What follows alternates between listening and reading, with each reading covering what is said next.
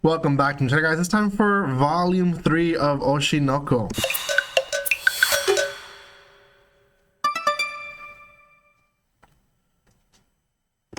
Welcome back to the channel, guys. Oshi no Ko is a fan favorite, a my favorite, a should be your favorite.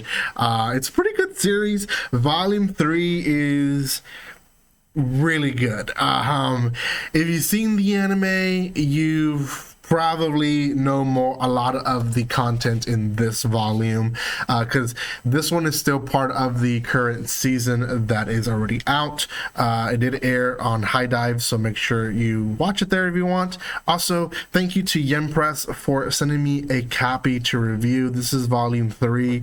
I do have a volume 4, which is right here, that they sent to me for the month of November.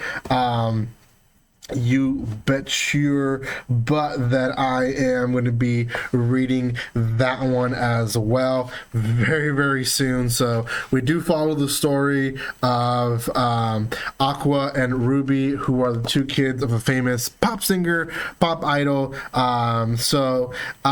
It is a very interesting story behind it, but the pop idol, other than keeping the whole plot as a skeleton together, they kind of go off it a little bit in this volume, and it builds up a lot of the character one of Aqua, which is really well placed here, obviously in the cover. I will say there's another little cover inside which I love as well. So let's see.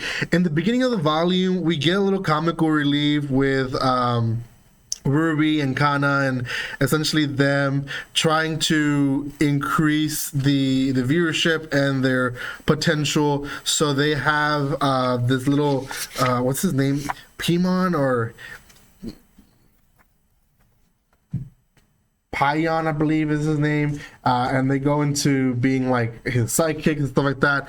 It's hilarious, it's funny, good relief. So we get a little bit of build up on their characters, on really how hard they work, and them knowing each other as well, because obviously they're in a group now. So Ruby and Kana, they're growing closer and closer as it goes. Now, past that, I want to say 70-60% of the rest of the volume is Aqua, but not really specifically Aqua.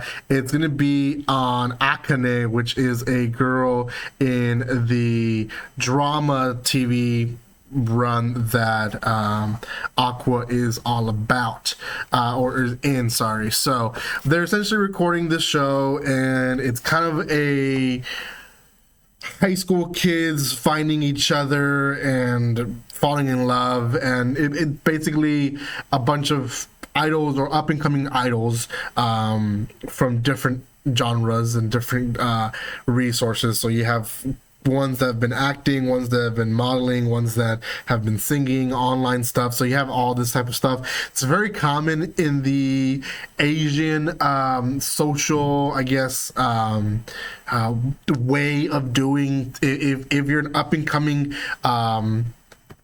person or character, or artist, or whatever you are, you tend to do a lot of these shows just to promote more of your content and get yourself out there. It is kind of a Wild West type of deal of you do one wrong thing and it's just it crumbles down. And you've seen so many idols, especially like in the K-pop, J-pop community, they do really, really well because of stuff like this, or the complete opposite, they do really, really bad. And we kind of get this in this volume with the character of Akane. Now, Akane is one of the girls that is part of the groups, and gosh, it is probably one of the most iconic and serious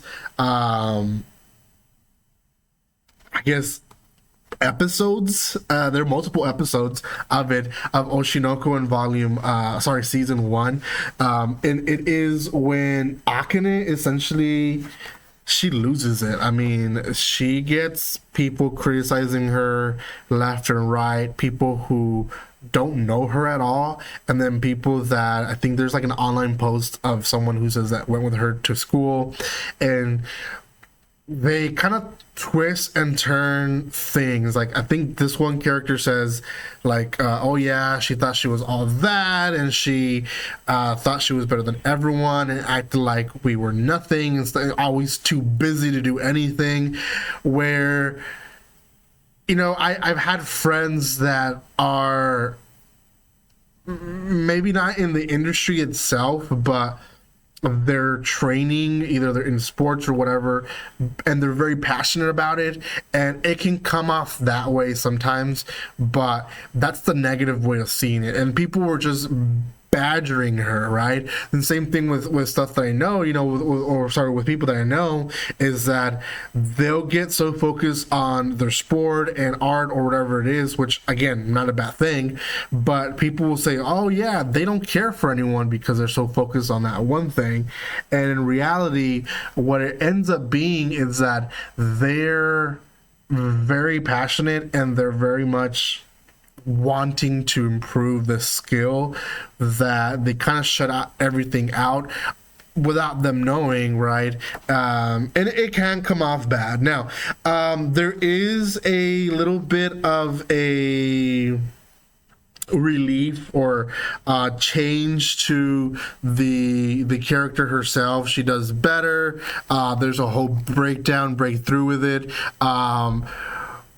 Basically, Aqua helps her be a better actress through some advice that really was almost offhanded, and this is where another iconic scene in the anime, where Aqua kind of notices that she is very much acting now like his mother, or the idol that he much followed, and it helps a little bit in his investigation and finding who the killer is, because he is understanding more of where his mother or slash, you know, idol that he loved was coming from, and that is a world where people were gonna eat you up or tear you apart if they wanted to. So you have to be fake, you have to hide, you have to have your mask on at all times if possible. And she let her guard down to the wrong person, what it seems like. And that's kind of where we're at, right? Volume 3, great. Volume 4, I haven't started, but I think it's still in the first season. I will start it this week and hopefully finish it. Oshi no Ko is really close to my heart, and even though I have so many other things to read, I'm definitely going to read that one before most stuff. So thank you guys so much for watching this. If you haven't done so by now, make sure you subscribe to my channel. Give some love by commenting, liking, and sharing. Go check out my other stuff, my own content here. Thank you again to Yem Press. Go check them out, yempress.com. They have a lot of stuff that they release per month, so give them some love. Thank you once again, and guys, like always, don't be strangers. See you guys.